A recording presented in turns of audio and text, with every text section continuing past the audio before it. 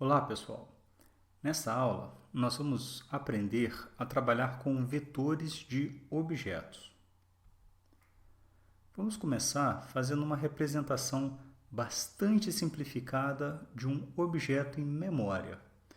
Então, nós temos essa linha aqui, aluno obj recebe new aluno, é aquela nossa classe aluno que nós já trabalhamos na outra aula. Vou executar.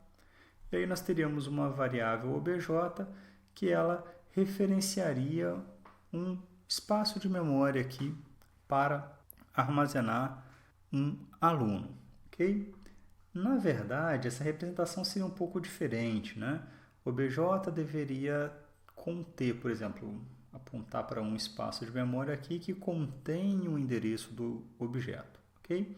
Mas eu vou usar essa representação aqui mais simplificada, onde ele reservou o espaço de memória aqui, então esse new aluno reservou o espaço, e como eu falo que o obj aponta para ele, então o obj está referenciando esse espaço aqui. E aí, se eu falo que o obj.matrícula recebe 1, 2, 3, na hora que eu executar, essa matrícula vai entrar ali no espaço reservado para a matrícula, e o obj.nome recebe João, o João também entra no espaço reservado, só que ao atributo João, ok? E como que eu declaro um vetor de objetos?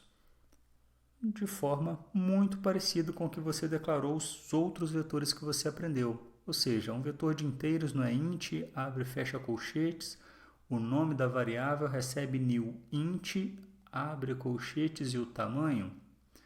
Então, isso para o tipo int, mas e se o tipo do vetor for aluno?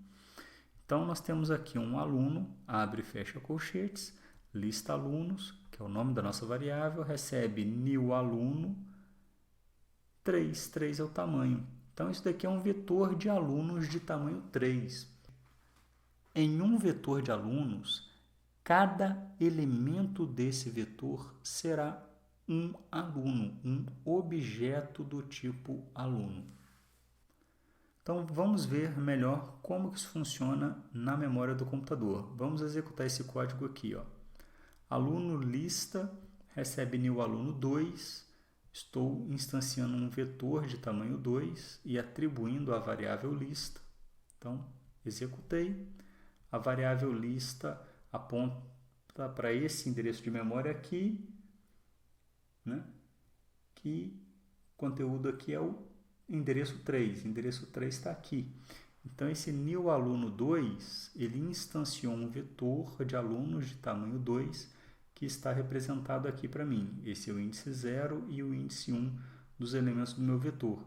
Então, a minha lista aponta para esse endereço de memória, ok?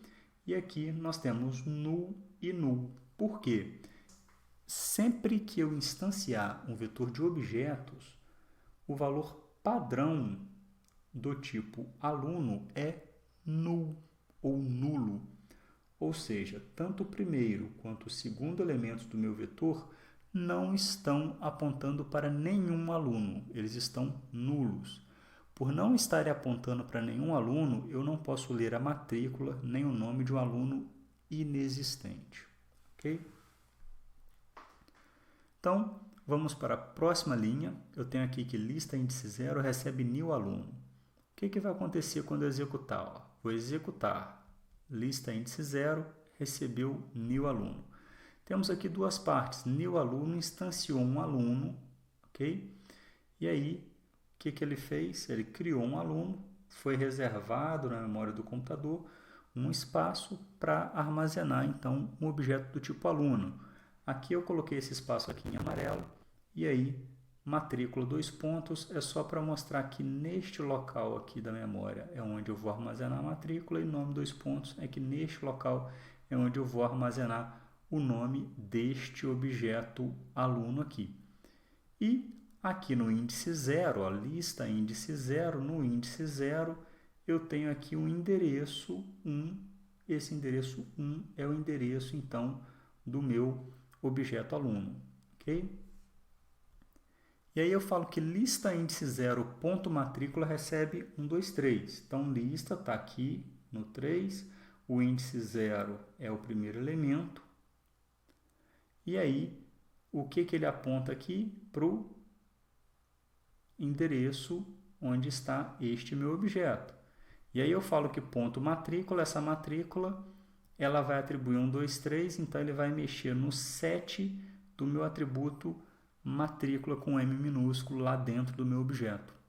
Então, na hora de executar aqui, a matrícula vem para cá. Depois, lista índice 0, ponto nome, recebe João. O que é lista índice 0? É o quê? Um objeto. Esse objeto ponto nome vai acessar esse atributo aqui e ele vai receber João. Ok? Então, vou para o próximo elemento da minha lista, o lista índice 1, e falo que ele recebe um new aluno. Então, até o momento ele está nulo, não está apontando para ninguém. Na hora que eu falar que ele recebe um new aluno, este new aluno instanciou este objeto aluno aqui, que está aqui neste endereço. Então, aqui eu tenho o endereço de onde está o objeto que eu dei o new. Ok? Então, no lista índice 1, então, lista índice 1, o endereço de memória é este aqui, ok? Então, tenho este objeto. Na hora que eu falo que lista 1, ponto matrícula recebe 345, então 345 virá para cá. Lista índice 1, ponto matrícula recebe 345. Agora, a lista índice 1, ponto nome recebe Ana, então o Ana veio para cá. É o lista índice 1, está aqui, ponto nome. Ok?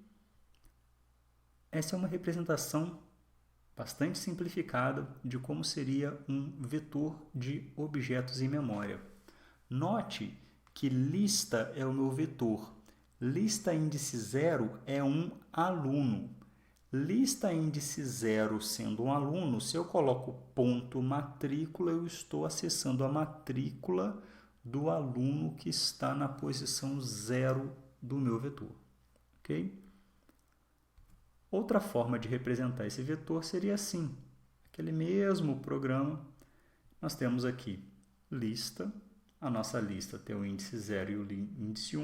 Então, lista é este vetor aqui. Este aqui representa o índice 0, este aqui representa o índice 1, e o índice 0 aponta para um objeto em memória, ok? O índice 1 aponta para um objeto em memória. Só que aí eu representei ele fora aqui, para ficar um pouco mais simples de entender como que seria esse processo, ok? E como que eu posso ler um vetor de objetos? Ler é pedir para o usuário informar. Só que o que o usuário pode me informar são justamente os valores que eu vou atribuir a cada propriedade do meu objeto. Então, vamos ver esse código aqui. Nós temos um vetor de alunos de tamanho 3, que foi instanciado. E aí eu vou percorrer esse meu vetor de alunos, pedindo aqui para o usuário, aluno 1 de 3, 2 de 3 e 3 de 3, não é? Que vai dar o resultado dessa linha aqui. E aí a primeira coisa que eu tenho que falar é que alunos índice I recebe new aluno. Por quê? Porque se eu colocasse alunos índice I ponto matrícula, quando eu instancio um vetor de objetos, todas as posições desse meu vetor está com valor null. Null não é um aluno, é nulo. Não tem nenhum objeto ali. Então, eu preciso primeiro atribuir um aluno àquela posição. Então, meu primeiro I vai ser 0, então o aluno índice 0 vai receber um new aluno. Então, eu instanciei um novo aluno, coloquei aqui no meu vetor, vou imprimir a matrícula, né? Matrícula 2 pontos, na verdade, estou pedindo para o usuário essa matrícula, e aí eu vou falar que alunos índice I ponto matrícula recebe convert to int 32 console readline.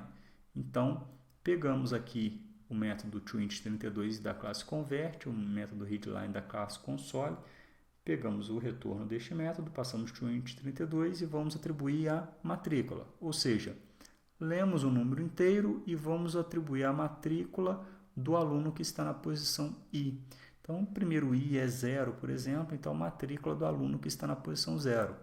Depois nós vamos pedir o nome e vamos ler também o nome, ok? Próximo I, o I vai ser 1, e aí ele vai instanciar um aluno na posição 1 do vetor e vai ler a matrícula do 1 e o nome do 1. Próximo I vai ser 2, ele vai instanciar um aluno na posição 2 do vetor, vai ler a matrícula e ler o nome desse aluno, ok? Como que eu posso passar um vetor de objetos por parâmetro?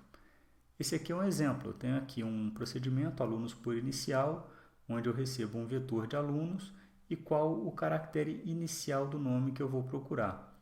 E aí eu vou percorrer esse meu vetor testando se alunos índice I, primeiro I é 0, então, por exemplo, aluno que está na posição 0, ponto, nome índice 0. O que é nome índice 0? O nome é uma string. O índice 0 dessa string é a letra inicial. Se a letra inicial é igual a esta letra que eu recebi aqui, ou melhor, o caractere inicial é igual a esse caractere, eu imprimo o nome do aluno que está na posição I. Tá? Então, se a letra inicial do nome do aluno que está na posição I for exatamente igual a este valor aqui, eu imprimo o nome do aluno que está na posição I. Ok? Então, note, alunos é um vetor de alunos, né? Na hora que eu abro colchetes e informo aqui um índice, então isso daqui agora passa a representar um único aluno do vetor para mim. E aí, para este um único aluno, que vai ser o da posição I, nós vamos variar eles, né? Esse I com o for, eu posso simplesmente checar a primeira letra do nome desta forma aqui. Eu também posso fazer um pouco diferente. Por exemplo, eu posso chamar uma função nome iniciado por e passo para essa função alunos índice I. Se eu passar alunos índice I.nome, eu estaria passando uma string. Mas como eu passei por parâmetro alunos índice I, isso daqui é um vetor de alunos, então eu estou passando um aluno por parâmetro para essa minha função chamada nome iniciado por. Então, se o nome deste aluno aqui tiver essa letra inicial, eu vou imprimir o nome dele.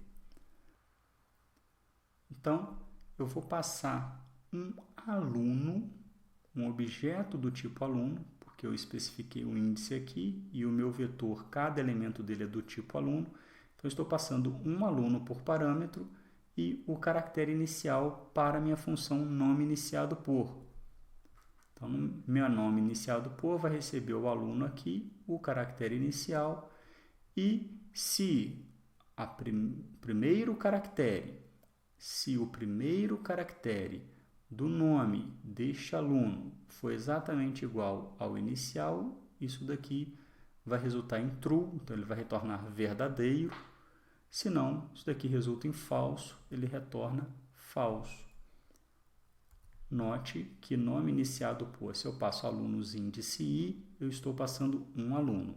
Se eu passasse alunos índice I ponto nome, aí eu estaria passando uma string.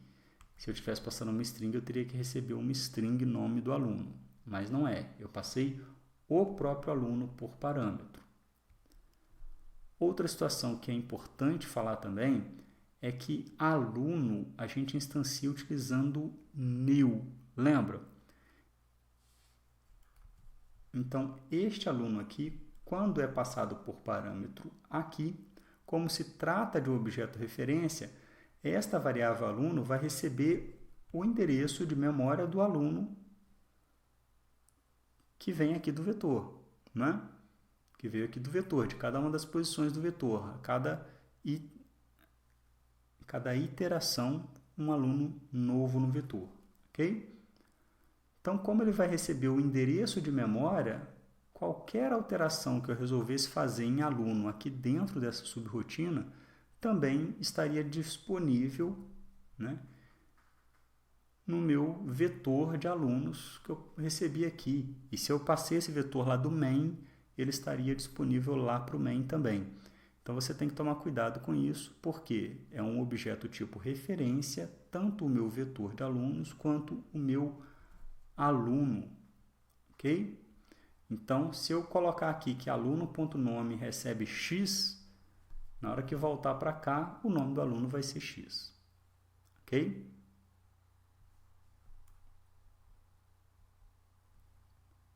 Por essa aula é apenas isto. Até a próxima aula.